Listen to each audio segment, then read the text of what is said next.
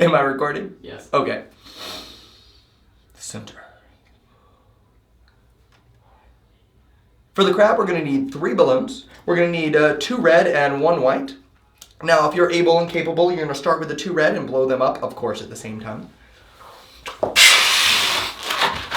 Just like so, leaving about a hand's length at the end. You're going to tie them separately, because tying them together could put your crab in knots, and that would not make him very happy. In fact, it might make him a little extra crabby. So we're going to take 1 balloon, put it to the side, grab your other. You're going to twist a single, like 1-inch bubble, then a little bit longer bubble.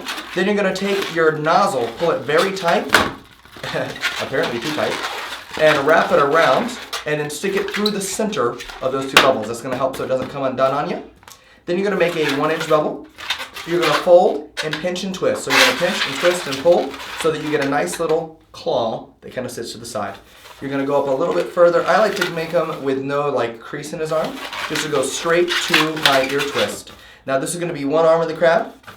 Now is when you get to pull out the other balloon and repeat the same thing again. That's a small bubble, a little bit bigger bubble, twist around, pull it to the center, twist a little 1-inch bubble, go a little bit out, pinch and twist, and make your ear twist. For those that can't twist as fast as me, now's your time to pause and catch up. Cool. Now once you're back, you're going to take either one of these, and you're going to pinch and twist. These are going to be the legs of the crab, and you're going to do it to both sides. I know it's so exciting getting to juggle these things.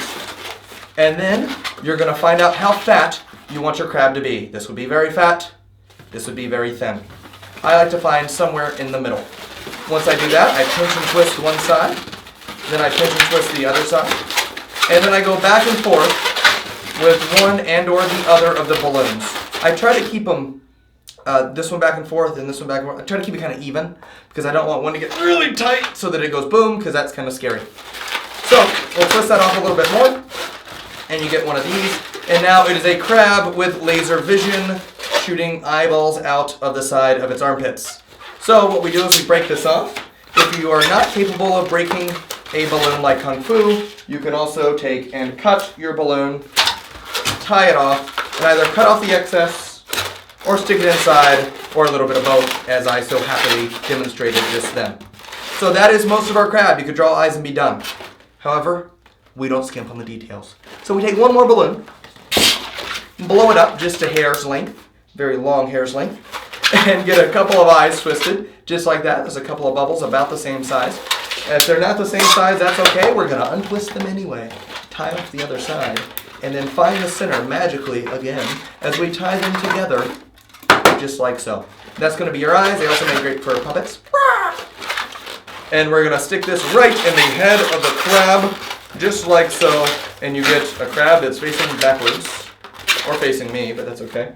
You pull out your marker, because you got to have a Sharpie marker when you're dealing with balloons. If you're going to have a marker pop something, might as well have sharp. That way you have an excuse.